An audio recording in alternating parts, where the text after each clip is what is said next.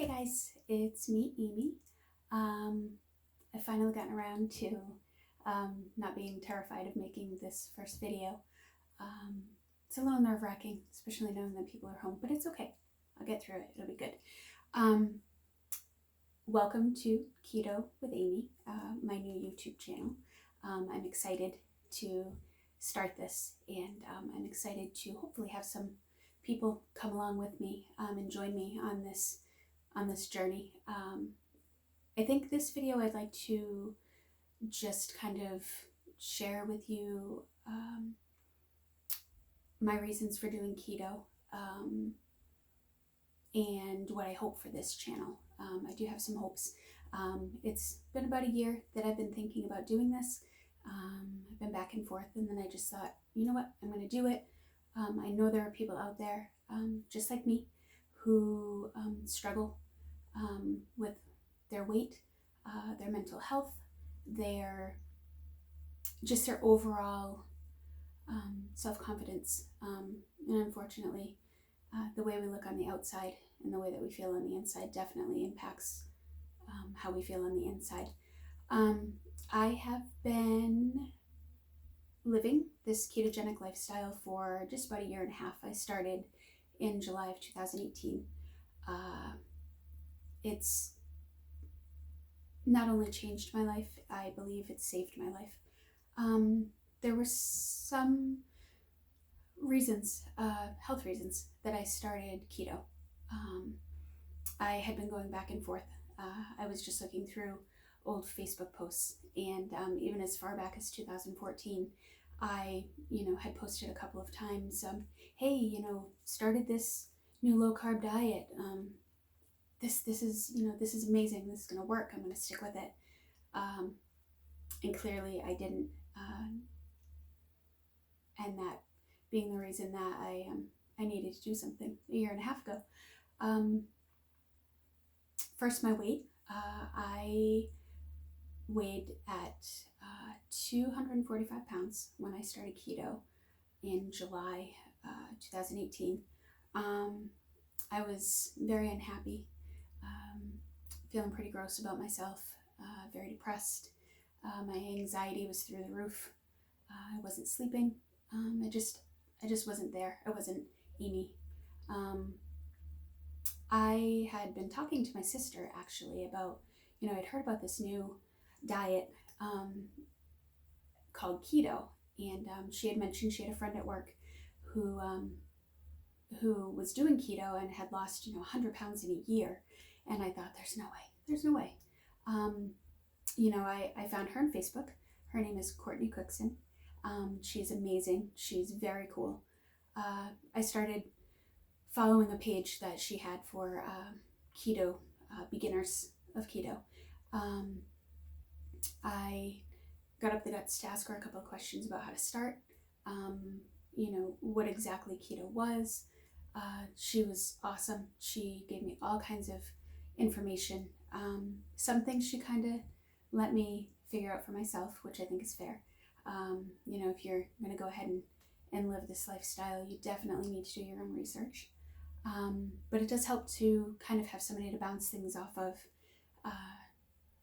especially when you're not quite sure if you're doing it right.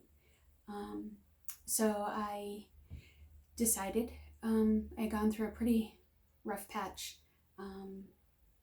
I found out a long time ago about myself that I have an addictive personality.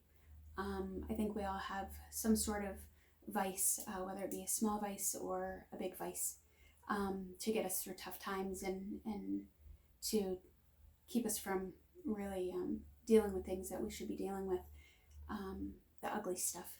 I never once in my life thought that food would be a problem for me. 245 was not my heaviest. At one point I was about 270, 275.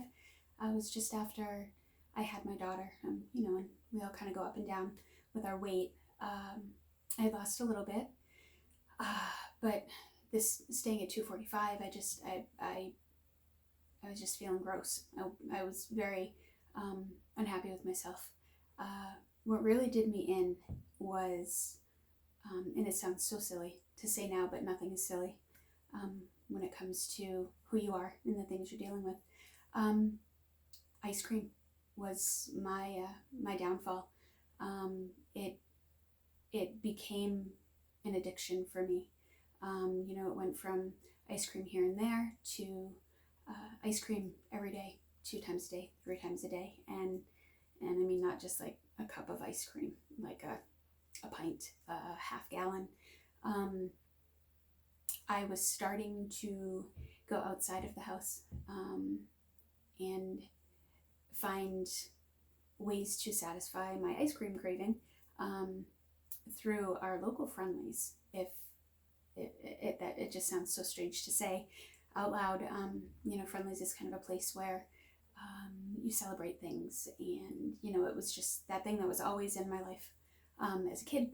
It was a special place to go after a high school musical or a Christmas show, but all of a sudden it became this place that I went to feed this addiction that I had. I started going once a day, and then I was going 2 or 3 times a week, and it ended up being every day.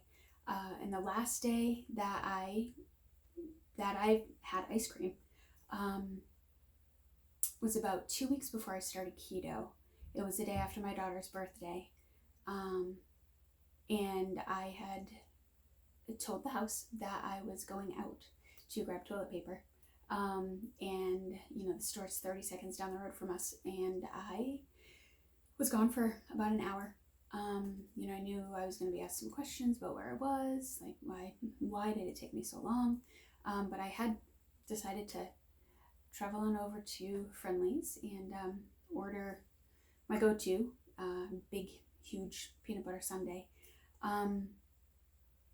But this time I felt very ashamed. It felt different this time. I parked somewhere where I just felt gross to be. It was just gross. I felt really bad about myself. I found myself looking around to see if anybody was coming out of their car, if anybody might see me. It was like a true addict. I was feeding my addiction, and ashamed and afraid that somebody was going to see me. I finished everything up, and normally I would find a place to throw away, anything that had to do with Friendlies, and I didn't this time. I threw it in the back of the car. I don't know if I was hoping to be caught. It seems so silly to think about, ice cream being this thing that that I was going to get in trouble for. But I went inside, 20 questions, where were you? All of this, how could it take you, that long to do that? And I just kind of played it off. I didn't want to deal with it. My daughter, the next day, went into the car, and she found my bag with the bowl and the spoon and everything, and she brought it in, and that I was embarrassed. Here she was, 13 and a half at the time, and she had busted me. I kind of broke down. I never expected to have a food addiction, ever. But I did, and I had a doctor's appointment 2 or 3 days from there, and I've been pre-diabetic for a good part of 5 or 6 years, and I was going in to have my A1C checked, and I knew that it was not going to be good, and I was so mad at myself. I was so mad at myself for allowing this to be something that I had to deal with and get past and get through. I went to my doctor's appointment. My sugars, my A1C came back at 6.5. 6.6, they were going to start me on insulin. And I wasn't having it. Insulin was just, I wasn't going to be a diabetic. My grandmother was a huge factor in changing my life. I like to think that the things that she went through were supposed to somehow have an impact on my life. She was the first known diabetic in our family. She was on insulin. She also had Alzheimer's and dementia, and that was new. She was the first person in our family to be diagnosed with that as well. We lost her a year and a half ago, and it really hit me that for the better part of 3 years before she passed, she didn't really know me. She was my person in this world, and it scared me that she didn't know me, that I knew her the way that I did, but she didn't remember me. And I started really thinking about it. I started looking into keto after talking to Courtney Cookson, and I started reading about being able to change your chances for diabetes and Alzheimer's and dementia, and that really sparked an interest for me. It wasn't immediate. Starting keto, like I said, I bounced back and forth, and I know I'm not alone in that. As with anything, starting something new, sometimes we don't jump in right away. It takes a little bit. Keto is amazing.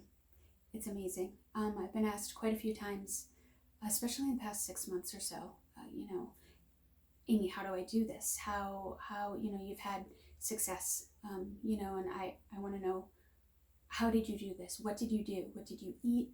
What did you not eat? How did you keep track of things? How did you learn to understand how to keep track of things? What do macros mean? What should I be taking in for carbohydrates and proteins and fats? And so I thought that doing this, opening up a channel to kind of share information that I've learned from the start to now.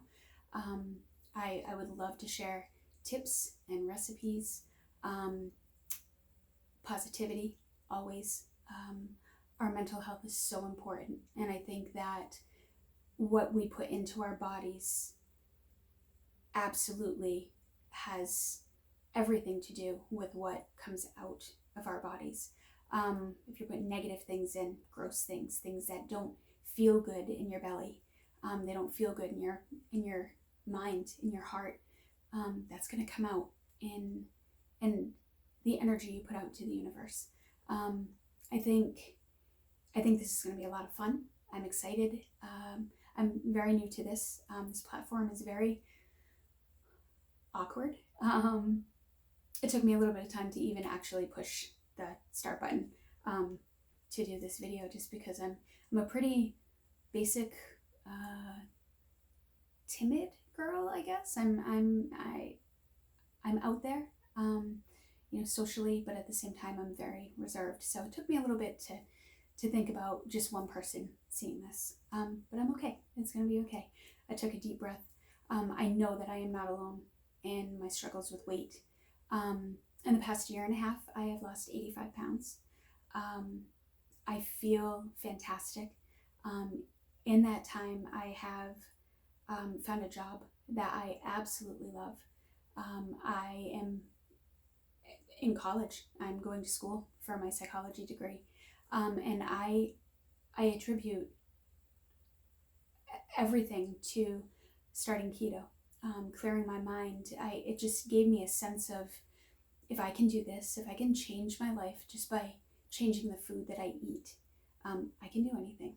I can do anything. You can do anything. We can do anything.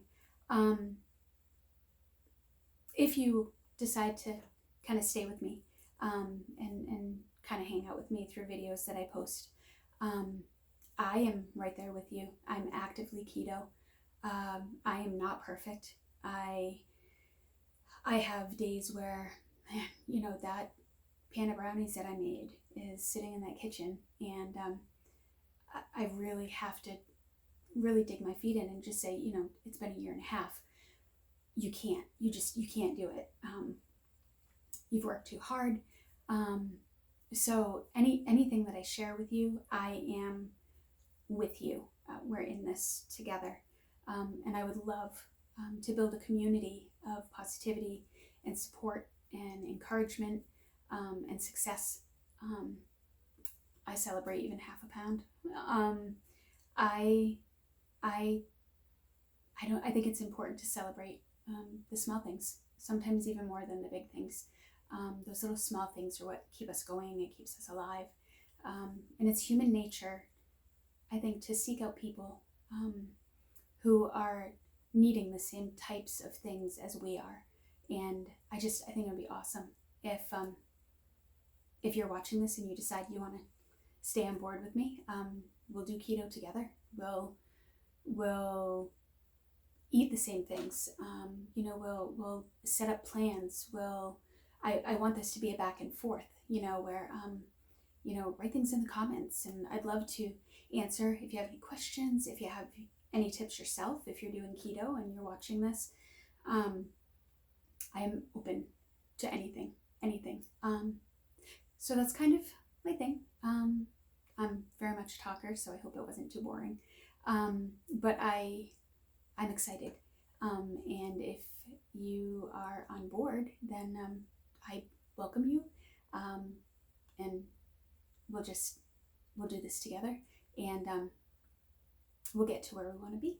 So I think that's it for now. So I think the next thing I would like to do is my next video. I'd like to go over things about keto, maybe some myths, maybe how to go over your macros, so kind of start you on the path to understanding the things that it took me a little while to understand. It's a lot easier, I feel, to be shown how to figure things out than just to be messaged, or just have somebody say, oh, your net carb is your carb, and you subtract the fiber. Well, that's great, but where do I find that? How do I do that? And how many of this do I eat, and how do I fit this in? And at the end of the day, how does this look? How do my numbers look? And I'll talk about everything. Ketosis, the dreaded keto flu, which is real, but not everybody gets it in the same degree as others. But there's a whole bunch of stuff that I would love to do. So I hope that you'll stay on with me. And my daughter had said to mention that if you would like to know when I post a video again, to hit the subscribe button, and I think you'll get a little notification when I post another video. But this is a new journey for me, and I hope for you. And I will see you in the next video.